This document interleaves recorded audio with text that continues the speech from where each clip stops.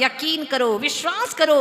देव शास्त्र गुरु के ऊपर अगर यकीन नहीं किया, विश्वास नहीं किया, तो तुम्हारे जीवन में विष का ही वास होने वाला है, ध्यान रखना। इसलिए देव शास्त्र गुरु पर विश्वास धारण करो। य र ल हा, यकीन करो, रहम करो, जीवों पर दया करो, लक्ष्य को पाओ, पहले लक्ष्य बनाओ फिर उसको पाओ।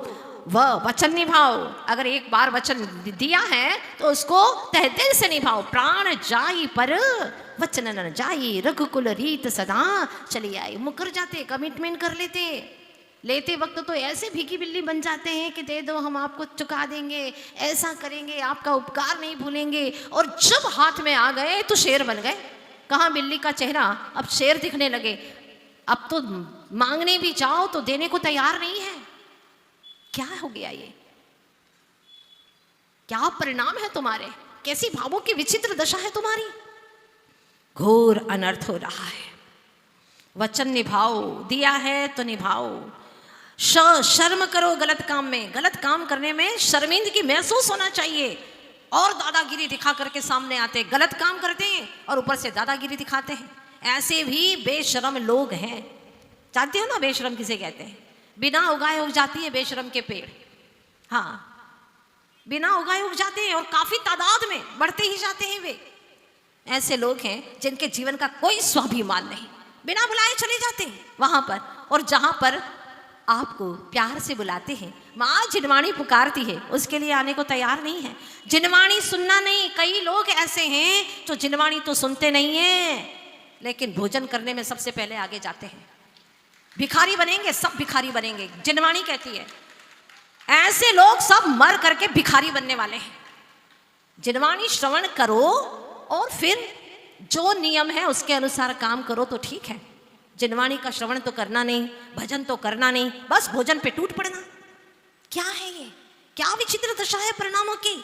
और जरा सी भी लाज नहीं आती, शर्म नहीं आती।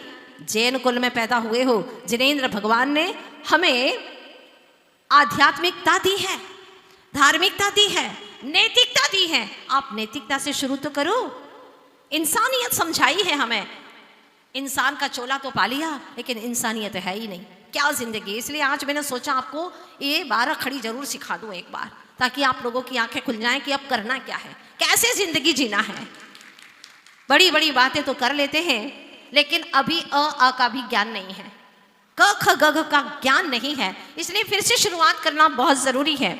शर्म करो गलत काम में। गलत काम कर रहे हो तो आपको शर्म आना चाहिए। अगर कोई आपको समझाए तो उसी के ऊपर टूट पड़ते हैं, लड़ने झगड़ने बैठ जाते हैं। स्वयं तो समझना ही नहीं है। ऐसे लोगों की भी कमी नहीं है, ज्यादा नहीं रहते ऐसे लोग, लेकिन एक दो लोग भी ऐसे होते हैं ना, पूरे समाज को बिगाड़ करके रख देते हैं, परेशान करके रख देते हैं। भोजन के अंदर आप रोटी खा रहे, पूरी रोटी के अंदर ज्यादा कंकर नहीं है, एक ही कंकर है, पर सारी रोटी खाने का मजा तो किरकिरा कर ही देते हैं। इसीलिए ऐसे जो विघ्न में ही संतोष मानते हैं, ऐसे लोगों को जरा दूर करने की कोशिश कीजिएगा। हाँ, कुछ नियमावली होना चाहिए समाज की। अगर नियमावली में बंद करके मर्यादाओं में नहीं बंधेंगे ना, तो जैसे अमर्यादित नदी कहीं पर भी जा करके अपने आप को शुष्क बना लेती है, सुखा देती है, लेकिन 2 तटों से सुदृढ़ होकर के अगर वह जाती है तो एक दिन विशाल समंदर के अंदर जा करके स्वयं सागर का विराट रूप धारण कर लेती है। जरूरत है मर्यादा की, अनुशासन को समझने की। बात समझ में आ गई ना? गलत कामों में शर्म करो। षड्यंत्र तो मत करो भाई। मन मिला है, महामंत्र पढ़ो, षड्यंत्र मत करो। समय को जानो, समय सार को पहचानो। क्या है समय का सार? आगम का सार क्या है उसे जानो। हंसमुख बनो, क्षमा करो, त्राही मत मचाओ कि लोगों को चिल्लाना पड़े त्राही माम त्राही माम त्राही माम। ऐसी जिंदगी मत जियो कि अपने कारण से कोई सज्जन व्यक्ति भी दुखी हो जाए। बस अंत में कहती है 12 खड़ी कि ज्ञानी बनो। ज्ञान तो है तुम्हारे अंदर, लेकिन ज्ञान का सदुपयोग नहीं करोगे तो तुम ज्ञानी कहलाने के लायक नहीं बचोगे।